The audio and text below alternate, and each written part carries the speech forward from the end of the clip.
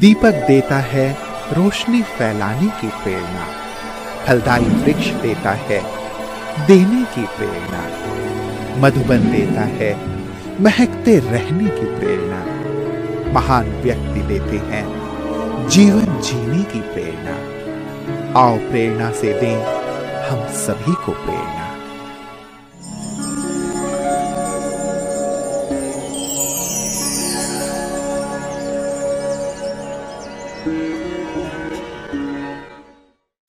निहाल सिंह वाला पंजाब राज्य के मोगा जिले में स्थित एक गांव है। निहाल सिंह वाला ब्रह्मा कुमारी ईश्वरीय विश्वविद्यालय की मुख्य संचालिका है राजयोगिनी वीणा कुमारी दीदी जी। दीदी जी का जन्म 1965 में श्री गंगानगर राजस्थान में हुआ। आप बचपन से भक्ति, पाठ एवं व्रत रखते थे। आप शांति, पवित्रता, सहनशीलता, स्नेह आदि गुणों से भरपूर है। आपको 15 वर्ष की उम्र में 1980 में ईश्वरीय ज्ञान की प्राप्ति हुई और उसी वर्ष संस्था के मुख्यालय माउंट आबू में अव्यक्त बाप दादा से आपने ईश्वरीय मिलन मनाया। बाबा एवं दादियों से वरदान लेकर 1982 में आपने अपना जीवन ईश्वरीय सेवा में समर्पित किया। तब से मोगा, जालंधर, सोलन, शिमला, पुणे, हमीरपुर आदि स्थानों में सेवाएं प्रदान कर वर्तमान समय निहाल सिंह वाला में आप अपनी सेवाएं दे रही हैं। दीदी जी के छत्र छाया में 100 से अधिक विद्यार्थी सच्चे ज्ञान से भरपूर हो रहे हैं।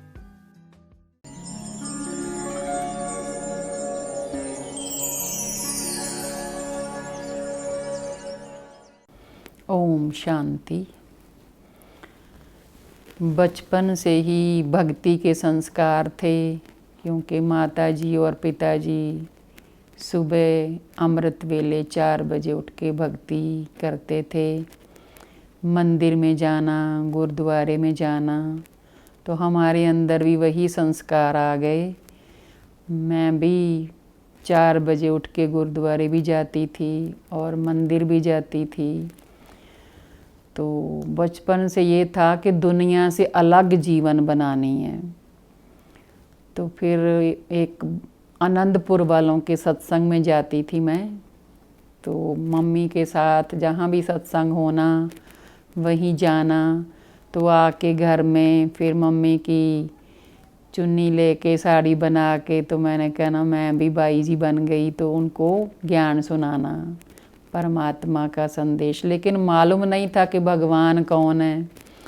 तो ऐसे ही मतलब घर वालों को भी यही था कि ये तो अब बहुत भक्ति करने लगी है। तो 4 बजे उठ के भक्ति करते थे।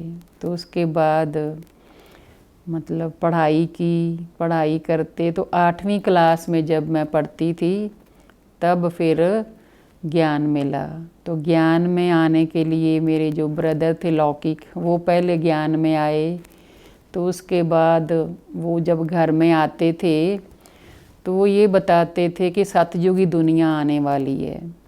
तो मैंने सोचा कि सतयुगी दुनिया में तो, क्योंकि भक्ति में बचपन में देखते थे कि श्री कृष्ण जी मुरली बजाते हुए और गुरु नानक देव जी का चित्र देखते थे। तो ये होता था कि ये भी कभी धरती पे आए होंगे।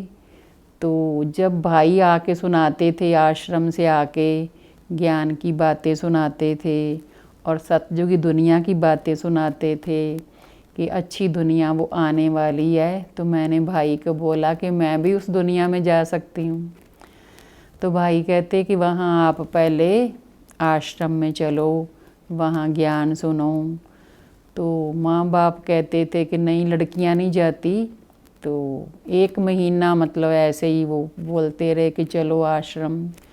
तो मैंने सोचा वहाँ भी कोई कथा होती होगी, कोई पंडित जी कथा करते होंगे। तो क्या हुआ कि एक दिन चलो मैंने कहा देख आते हैं क्या है। तो जब मैं आश्रम में गई तो लाल लाइट जली हुई थी, तो दीदियाँ गई हुई थी सैर करने। तो जब मैं वहाँ जाके बैठी तो क्या हुआ कि ऐसे एकदम जैसे पंछी आकाश में उड़ जाता है, तो मुझे पहले दिन ही साक्षात्कार हो गया परमपिता परमात्मा शिव निराकार का ज्योति बिंदु। तो 1 घंटा मुझे पता ही नहीं चला क्या हुआ, तो बिल्कुल देह से न्यारे। तो जब मैं नीचे आई तो उस समय फिर बहनें भी आ गई थी, तो फिर उन्होंने बातचीत की, बहुत अच्छा प्यार दिया बहनों ने। तो उसके बाद मैंने भाई से पूछा कि ऐसे लगाते हो आप, मेडिटेशन करते हो? कहते मैंने उनको बताया सारा।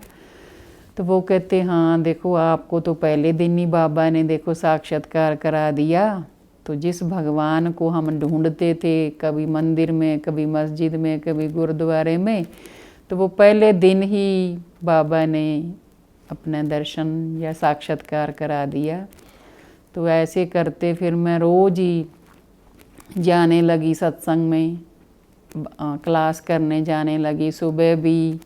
और जब मैं स्कूल के टाइम भी, रिसेस के टाइम भी, मैंने अपनी सहेलियों को लेके दीदी के पास लेके जाना कि दीदी जो हमारे संजीवन दीदी हैं मोगा के, उन्होंने मुझे ज्ञान सुनाया पहले दिन। तो वो ही हमारे गुरु हैं। तो उन्होंने जब ज्ञान सुनाया, इतना प्यार दिया, तो दिल बहुत ही मतलब गदगद हो गया। तो फिर मैं रोज़ जाने लगी सुबह शाम, और 4-4 टाइम भी क्लास करने लगी। तो जब रात को भाई जाते थे, फिर मैंने कहना कि मैं तो गई नहीं आश्रम में, तो मैंने जाना है। तो ऐसे ही जाते जाते क्या हुआ कि फिर इतनी लगन लग गई कि मैंने 8वीं क्लास में ज्ञान सुना। तो जब 10वीं के पेपर देने थे वो आश्रम में ही दिए। फिर तो 9वीं क्लास में जब मैं स्कूल जाना ही छोड़ दिया, तो टीचर जो थी इंग्लिश टीचर, उन्होंने फिर बोला कि आप स्कूल तो आओ, कहाँ जाते हो? तो मैंने कहा मैं ब्रह्मा कुमारी आश्रम में जाती हूँ। तो वो कहते कि ब्रह्मा कुमारी आश्रम में इतनी छोटी उम्र में क्यों जाती हो, अभी तो आपकी उम्र नहीं है। तो मैंने टीचर को बोला कि आप अगर बता देंगे कि मेरी उम्र 100 साल है तो मैं अभी छोड़ दूँगी। वो कहते ये हम नहीं लिख के देंगे। तो फिर उसके बाद वो कहते कोई बात नहीं, आप ब्रह्मा कुमारी आश्रम में जाओ, लेकिन आप पढ़ाई भी करो। लेकिन मेरा मन स्कूल में भी जब थी तो पढ़ाई में मन नहीं था, बस हर समय बाबा बाबा और बाबा। तो ऐसे फिर क्या हुआ, 10वीं के पेपर जो है मैंने सेंटर पे दिए थे दीदी के पास। पहले 1 दिन रहना शुरू किया, उसके बाद 2 दिन, ऐसे करते करते 15-15 दिन। तो जब मैं घर जाना तो मम्मी ने रोना कि ये क्या, तुम तो वहीं जाने लग गई। तो फिर उनको समझाना कि भगवान धरती पे आ गया है, तो उनका मुझे दर्शन हुए हैं, साक्षात्कार हुआ है, तो आप भी चलो। तो उसके बाद फिर हमने मोगा में दीदी ने फिर मेला किया था सन 1982 में, क्योंकि मुझे 80 में ज्ञान सुना मैंने और 82 में जीवन समर्पित किया। और 82 में जब मेला हुआ तो उसमें दीदी मनमोहिनी जी और दीदी चंदनमणि जी आए थे। तो जब समर्पण हुई तो उसके लिए मतलब अपने जो घर वाले भी विरोध करते थे, रिश्तेदारों को बुला लिया उन्होंने मेले से पहले। तो भाई कहता कि आज आपको घर में बुलाया है। तो जब मैं घर में गई तो वो बहुत डराने लगे, धमकाने लगे कि आपने वहाँ नहीं जाना है, क्योंकि हमारे इधर कोई भी ऐसा बना नहीं है, तो ऐसा अच्छा नहीं लगता। तो आपका जीवन इतना पड़ा है, तो आप ऐसे वहाँ जाओगी तो फिर उसके बाद क्या होगा। तो ऐसे जब मेरे साथ कहते ना जिसका साथी भगवान, तो सर्वशक्तिवान भी साथी, तो लौकिक में भाई भी साथ थे। तो उनको मैंने बोला कि मेरा ही तो पत्थर पे लकीर है, अगर आप मानो या ना मानो, क्योंकि मैंने अपना जीवन यही बनाना है। तो फिर मतलब रिश्तेदारों ने फिर ऐसे बोल के तो फिर छोड़ दिया। फिर मैं सेंटर पे जब गई तो फिर उसके बाद मेला हुआ, तो मेले में जब समर्पित हुई तो मेरे को भाषण नहीं करना आता था, बोलना ही नहीं आता था, स्टेज पे बैठ के कैसे बोलना है। तो फिर क्या हुआ, मैंने किसी भाई को बोला कि आप मुझे लिख के दो तभी मैं वो बोलूँगी, मैंने अपना जीवन समर्पण कर सकती हूँ लेकिन मैं बोलना नहीं। वो कहते नहीं, बोलना पड़ेगा। तो जब मैं स्टेज पे बैठने लगी तो मैंने बाबा को बोला कि बाबा आपको अपना जीवन समर्पण करने लगी हूँ, ये बाजा है आपने बजाना है, तो मुझे तो कुछ नहीं आता। तो जैसे ही मैं स्टेज पे बैठी तो मेरे आसपास दीदी, दोनों दीदियाँ जैसे मनमोहिनी दीदी और चंद्रमणि दीदी, दोनों बैठे, इतनी महान हस्तियाँ और सर्वशक्तिवान की छत्र छाया। तो मुझे पता ही नहीं चला कि कौन बोल गया। तो इतना मतलब पंडाल भरा हुआ था, नेहरू पार्क। तो जब मैं ऐसे लगा कि मैं जैसे ना ऊपर से नीचे जैसे सो के कोई आता रिफ़्रेश हो के, तो जब मैंने देखा तो जब मैं नीचे आई स्टेज से तो सभी कहते आप तो कहते थे मुझे आता ही नहीं कुछ भी, लेकिन मैंने कहा वाकई मुझे नहीं आता था। तो बाबा आके बोल गए, मुझे पता ही नहीं चला, मैं तो ऐसे जैसे रेस्ट करके आई हूँ। तो फिर उसके बाद जब समर्पण हुई तो फ्रंट पे हमने अपने रिश्तेदारों को बुलाया ही नहीं था। तो जब पेपर पे फ़ोटो आई फ्रंट में तो सभी को पता चलने लगा, लोगों को भी, तो लोग दर्शन करने आने लगे। तो क्या हुआ कि जब पहला ही पेपर मेरा स्टेज से उतरने के बाद ही हुआ कि वो बर्तन साफ़ करने वाली उस दिन नहीं आई, मेले के बर्तन। तो सभी ने बोला, इतनी बहनें आई हुई थी, तो वो कहते नहीं आपने बर्तन साफ़ करने हैं। तो मेरे साथ एक और माता थी। तो जब हमने बर्तन साफ़ किए तो लोग दर्शन करने आने लगे। तो फिर मैं ऐसे ही चली जाती थी, मना साड़ी भी सूट पहन के।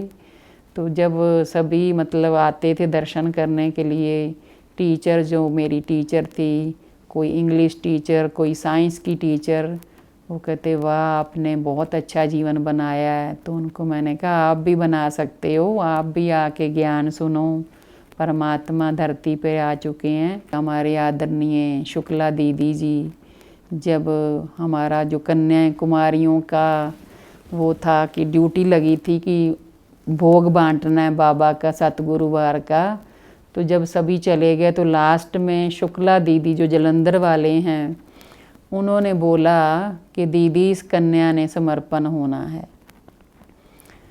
तो मैंने मन में सोचा कि ये दीदी को बता रहे हैं, इतने लोग आए हुए हैं, दीदी कहाँ मुझे याद रखेंगी कि इस कन्या ने समर्पण होना है। तो क्या हुआ कि जब मैं दीदी के पास, क्योंकि उस समय दादियों के पास कोई परमिशन नहीं लेनी पड़ती थी, ऐसे ही जैसे हम अपने मम्मी पापा के पास जाते हैं भाग के, ऐसे ही हम दादियों से दीदियों से मिलने जाते थे उनके रूम में। तो जब भी हमने जाना रूम में तो दीदी ने कहना आप वही हो ना जिसने समर्पण होना है।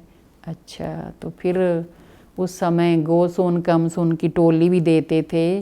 तो आंगन में बाहर लाइन लगी हुई थी, तो दीदी बोल रहे थे कि अच्छा आपने ही समर्पण होना है। उस समय भी जब हाथ मिलाया उन्होंने, मिले, तो मेरे समर्पण पे भी देखो वही आए।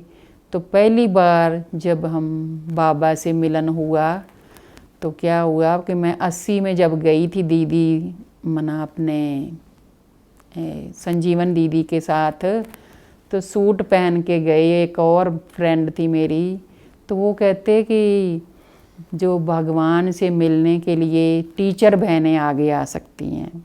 तो क्या हुआ, वो जो बहन थी उसने दीदी की साड़ी पहन ली। वो कहती भी मैं तो टीचर बन गई और तुम कैसे भगवान से मिलोगी, बाबा से कैसे मिलोगी। तो मैंने कहा बाबा ने ये नहीं देखना सूट पहना या साड़ी, लेकिन कोई बात नहीं, बाबा मुझे बुलाएंगे। तो उस समय जब बाबा ना दादियों को ड्राई फ्रूट्स सारा दे के सभी को दिया कि सभी को दे के आओ, तो बाबा ने भी मतलब ड्राई फ्रूट सभी को ऐसे झोली में सभी के डाला। तो हमें तो ये था कि भगवान धरती पे आया है, उसके हाथ से ही लेना है। तो दादी जी ने पूछा मुझे, प्रकाशमणि दादी ने, कि आपको प्रसाद मिला? तो मिला तो नहीं था, मैंने कहा हाँ मिल गया है। लेकिन मुझे ये इच्छा थी मेरे मन में कि मैंने भगवान से डायरेक्ट लेना है, क्योंकि भक्ति में थी ना कि परमात्मा से मिलना है। तो यही मन में संकल्प आया कि बाबा से डायरेक्ट लेना है। जब टीचर बहनें सभी लाइन में चली गई तो मैं तो जा नहीं सकती थी, तो मुझे एकदम अचानक से खींच हुई, जैसे चुंबक सुई को खींचता है, तो ऐसे बाबा ने मुझे खींचा। तो जैसे ही मैं वहाँ गई तो वो सभी को, जो भी उठ रहा था तो सभी को बिठा रहे थे कि ये टीचर बहनें ही आएंगी। तो जब मैं उठ के गई तो मुन्नी दीदी का मुंह उधर हो गया दूसरी तरफ। तो बाबा ने पहली बार मुझे सोने के चम्मच से मेरे मुख में आइसक्रीम डाली थी।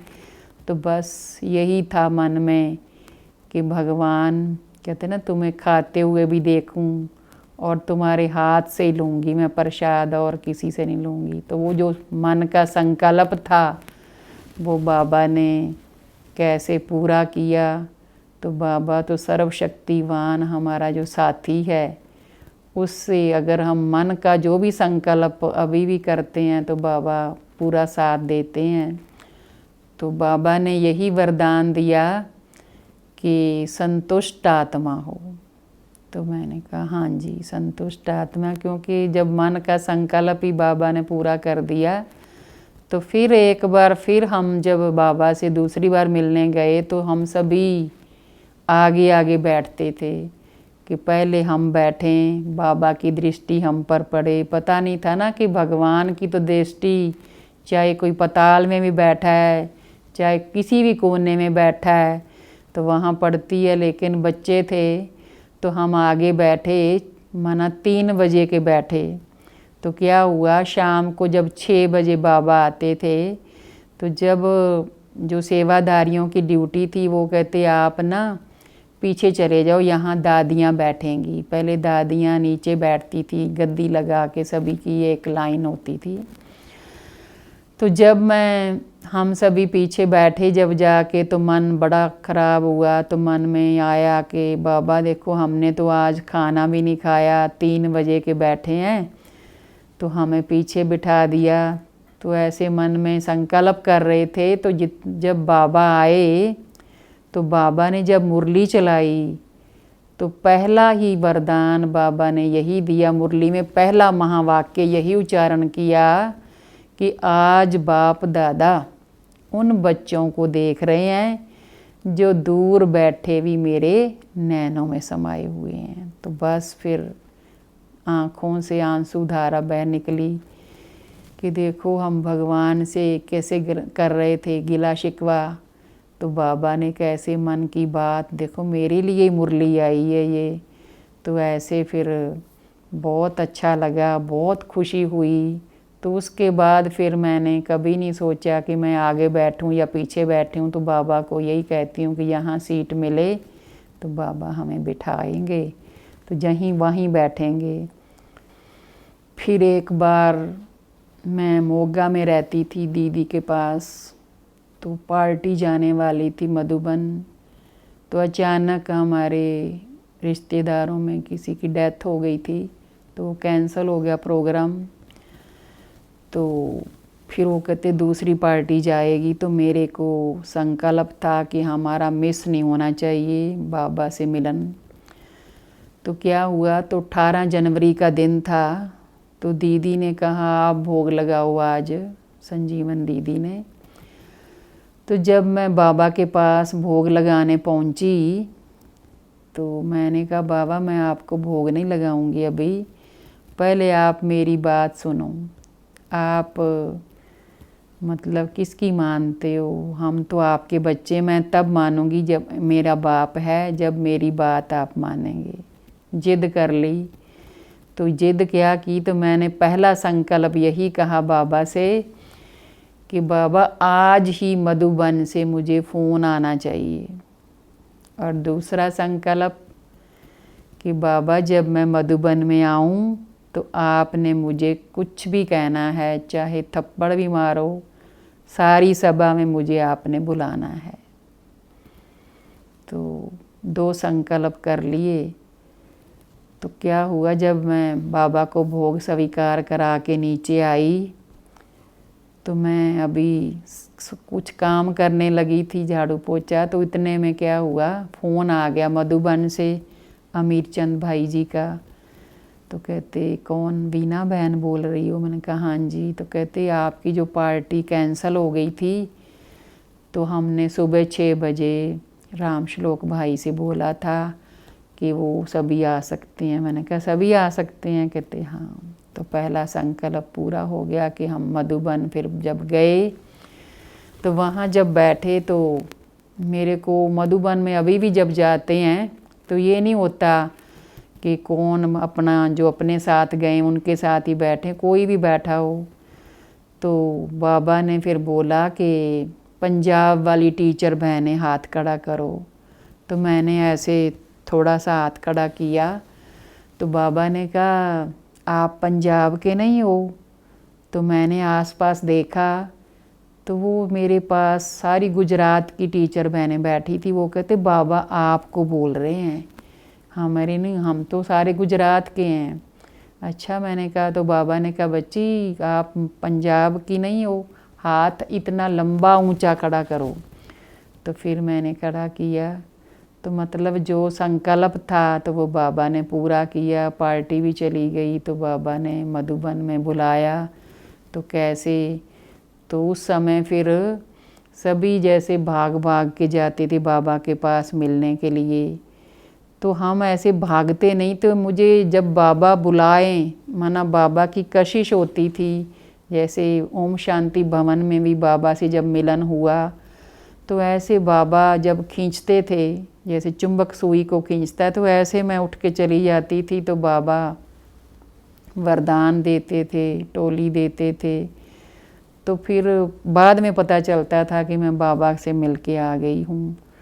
तो बहुत ही बाबा ने हमें प्यार दिया, अभी भी दे रहे हैं। जो संकल्प करते हैं तो बाबा पूरा करते हैं, हर संकल्प। क्योंकि मैंने बाबा से यही बोला था कि बाबा मैंने दुनिया की कोई चीज़ नहीं मांगी, ना ही मांगनी है, लेकिन बस आप कोई ढूंढने के लिए निकली थी।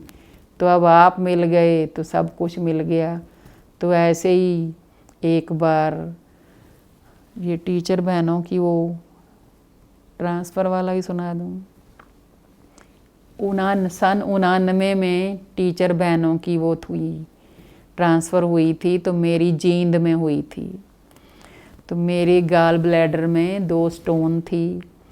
तो क्या हुआ कि दीदी ने बोला, अपने मोगा वाले जो दीदी थे, अपने संजीवन दीदी, तो हम जब जलंधर गए, प्रकाश मणि दादी जी वहाँ आए हुए थे। तो दीदी बोले आप दादी को बोल दो कि मैं नहीं जा सकती वहाँ जींद में।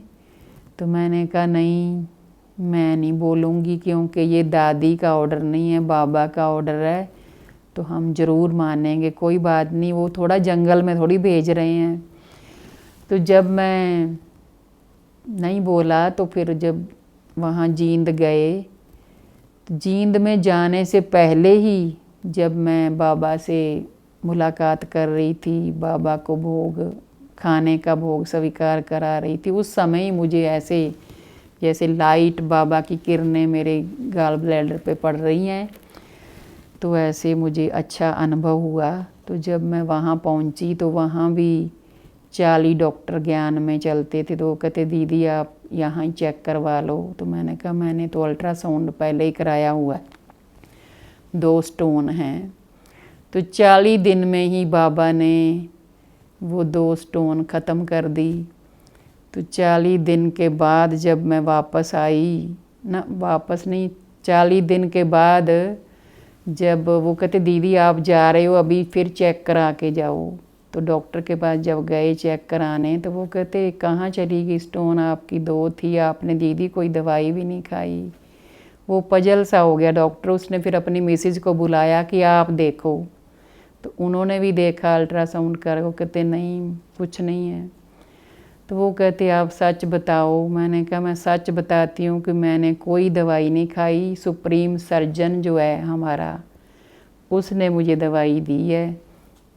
तो कहते नहीं तो सारियां दुखों की दारू इको तेरे नाम दी पुड़ी। तो बाबा ने कैसे देखो ऑपरेशन से भी बचा दिया, तो ऐसे पता ही नहीं चला कि कहाँ चली गई स्टोन। जब समर्पण के बाद दीदी राज दीदी ने हमें पहले सोलन भेजा, फिर शिमला, फिर उसके बाद सपाटू, फिर उसके बाद ऊना में भी, फिर उसके बाद हमीरपुर में भी, ऐसे सब जगह जहाँ भी भेजते थे सेवा के लिए। तो हम जैसे दूसरी फ़ौज वाले तैयार रहते हैं तो हमें 10 बजे भी रात के ऑर्डर मिलता था, हम कहते थे हाँ हम ज़रूर जाएंगे। तो ऐसे फिर उस जाते मतलब कहीं भी बाबा या दीदी का ऑर्डर होता था हम जाते थे। तो अभी वर्तमान समय 95 से मैं वहाँ इधर निहाल सिंह वाला में हूँ, बाबा ने सेवा के लिए भेजा है। तो यहाँ भी निहाल सिंह वाला में भी जब सेवा शुरू करनी थी तो उस समय भी बाबा ने मुझे अनुभव कराया था कि रात को सपने में कि कैसे इतने दूध के भंडार पड़े हैं बहुत भरे हुए और लाइनें लगी हुई हैं, तो लोग आ रहे हैं, मैं ऐसे दूध सबको डाल रही हूँ। तो फिर मैंने संजीवन दीदी से बोला कि कोई सेवा नई शुरू होने वाली है। तो ऐसे ही हम दीदी कहते हाँ देखो बाबा क्या करवाता है। तो ऐसे ही हम जो मोगा की अभी वर्तमान समय बहन है उनको मैं साथ लेके हम निहाल सिंह वाला पहुंच गए। हमें निहाल सिंह वाला का पता ही नहीं था कहाँ है, लेकिन बस बाबा को याद करके हम बस में बैठ गए। तो बस में हमने किसी बहन को बोला कि जब निहाल सिंह वाला आए तो हमें बता देना।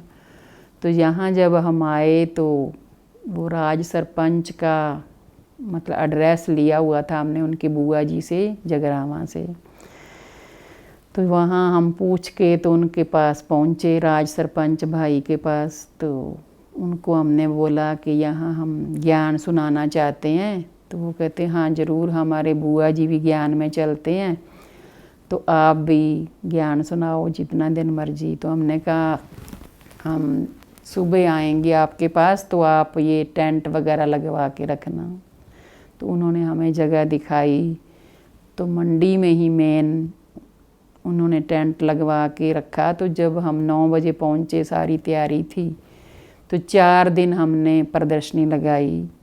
उसके बाद फिर 4 दिन दूसरी जगह लगाई। तो ऐसे ही फिर उनकी कोठी में ही हमने 7 डेज़ कोर्स शुरू किया। तो बहुत सारा दिन लाइनें लगी रहती थी, बहुत लोग आते थे ज्ञान सुनने के लिए। जब 1 मास हो गया तो फिर हमने सोचा कि हमने तो 1 हफ्ते के लिए उनसे बोला था कि हमें कमरा चाहिए ज्ञान सुनाने के लिए, तो कहेंगे यहीं रुक गए। तो जब हमने सरपंच भाई को बोला कि हमने जाना है वापस, वो कहते दीदी भी इतना ज्ञान सुना के तो फिर वापस ही जाना था, फिर क्यों आए यहाँ, लेकिन आप यहाँ ज्ञान सुनाओ, आपको कोठी खाली है, जहाँ मर्जी आप ज्ञान सुनाओ। दूसरा कोई और मतलब शिफ्ट करना है तो वहाँ भी आपको कोई ले देंगे कमरा या मकान। तो बस उसके बाद फिर हम यहाँ रह गए। तो यहाँ अब बाबा सेवा जो ले रहे हैं तो दिल से करते हैं। गांव-गांव में अभी अपना गीता पाठशाला भी है, वहाँ मीनिया में भी है, पत्तों में भी है और बागा पुराना में भी है। तो जहाँ भी बाबा सेवा के लिए टचिंग देते हैं तो वहाँ जाते हैं।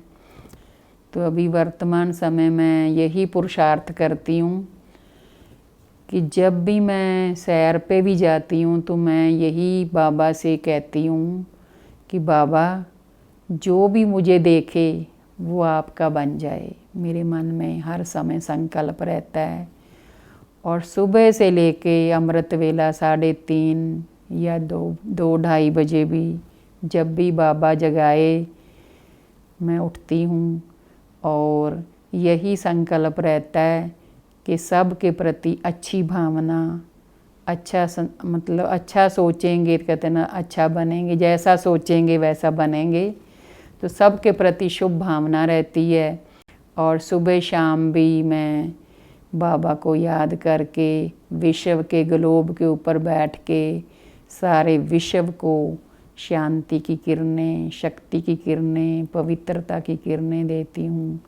और यही मैं सबको संदेश देना चाहती हूँ कि अभी जो समय चल रहा है, लास्ट का भी लास्ट पीरियड चल रहा है, तो अब अच्छी दुनिया फिर से आने वाली है। सतयुगी सुनहरा भारत जो बाबा स्थापन कर रहे हैं, तो उसके लिए हमें अभी से ही तैयारी करनी है, अपनी कर्मातीत स्थिति बनानी है। तो ज़्यादा मैं आत्मिक स्थिति का अभ्यास ज़्यादा रखती हूँ, कर्मातीत स्थिति का अभ्यास। और मेरे मन में अगर किसी आत्मा का संकल्प भी आए 1 सेकंड के लिए भी, उसी समय फिर अलर्ट हो जाती हूँ कि जितना हो सके सारा दिन सुबह से रात तक बस एक बाबा ही याद रहे। मन पूरा यही पुरुषार्थ करती हूँ कि हर समय, क्योंकि मनुष्य आत्मा कोई भी हो जिसको भी हम याद करते हैं, जिससे कनेक्शन जुड़ जाता है, तो उसके गुण अवगुण हमारे अंदर आने लगते हैं। तो मैं यही चाहती हूँ कि बस हर समय बाबा ही मेरे साथ रहे, बाबा की याद ही मेरे साथ रहे। तो लास्ट में मैं यही बोलूँगी कि हम खुश नसीब कितने, प्रभु का मिला सहारा, हम हो गए उसी के, वो हो गया हमारा। तो बस जैसे मैं यही चाहती हूँ कि जैसे मुझे बाबा मिला, भगवान मिला, सारी सृष्टि का मालिक मिला, तो यही चाहती हूँ कि सबको संदेश मिले, सारे विश्व को संदेश मिले। तो सारे विश्व के कल्याण के लिए मैं योगदान देती हूँ। ओम शांति।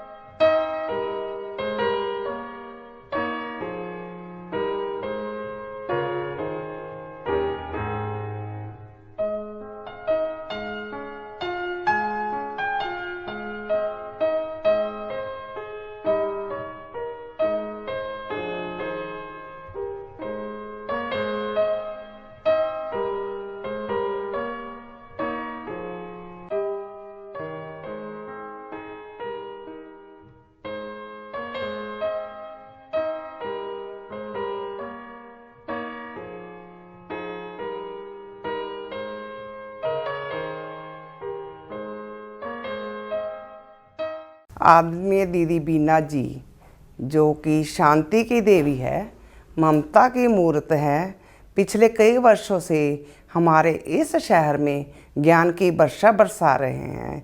इसकी ज्ञान की वर्षा से कई आत्माओं में शीतलता का अनुभव किया है।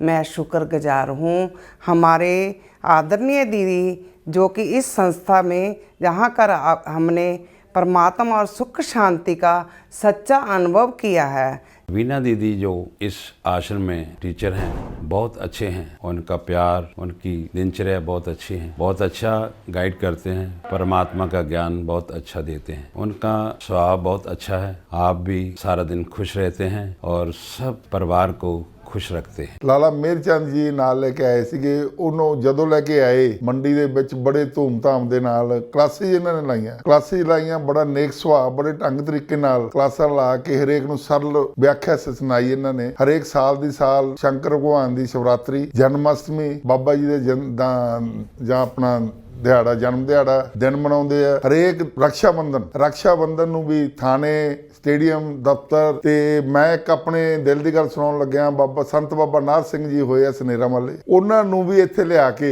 ਬਾਬਾ ਜੀ ਨੂੰ ਇੱਥੇ ਲਿਆ ਕੇ ਤੇ ਭੈਣ ਜੀਆਂ ਤੋਂ ਰੱਖੜੀ ਵੀ ਉਹਨਾਂ ਦੇ, ਯਾਨੀ ਕਿ ਬਾਬਾ ਜੀ ਦੇ ਰੱਖੜੀ ਵੀ ਭੈਣ ਜੀਆਂ ਤੋਂ ਬਣਾਈ ਤੇ ਬਾਬਾ ਜੀ ਇੰਨੇ ਬੜੇ ਖੁਸ਼ ਹੋਏ। ਕਿਆ ਬਾਤ। ਹਰੇਕ ਵਾਰੀ ਅਸੀਂ तकरीबन ये मनाते रहे हैं। जब मैं दीदी से पहली बार ज्ञान की बातें सुनी, मुझे ऐसा लगा कि सारा दिन दीदी से प्यार से ज्ञान की बातें सुनती रहूं। जब मैं दीदी से साथ माउंट आबू भी गई और मुझे बहुत अच्छा लगा दीदी का साथ। जे इतना मीठा बोलते हैं कि दिल करता है कि सारा दिन दीदी से ज्ञान की बातें और प्यार की बातें सुनती रहूं। इनका उद्देश्य है कि सभी को शांति का पाठ पढ़ाना और बाबा के बताए हुए रास्ते पर सभी को चलाना।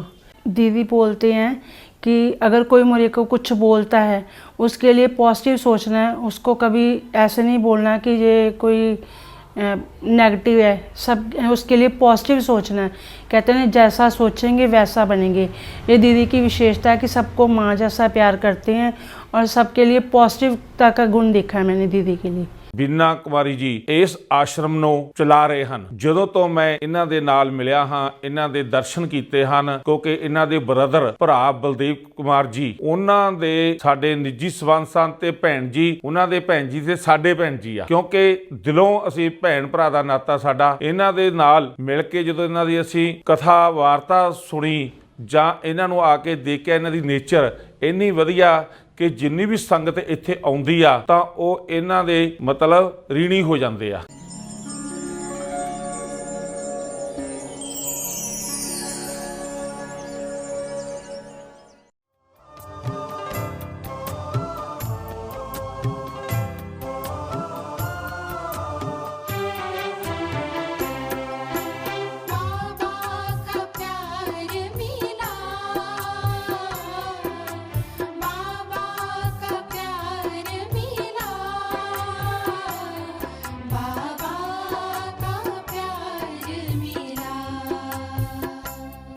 ज्ञान सागर से ज्ञान मिला, बाबा का प्यार मिला, बाबा का प्यार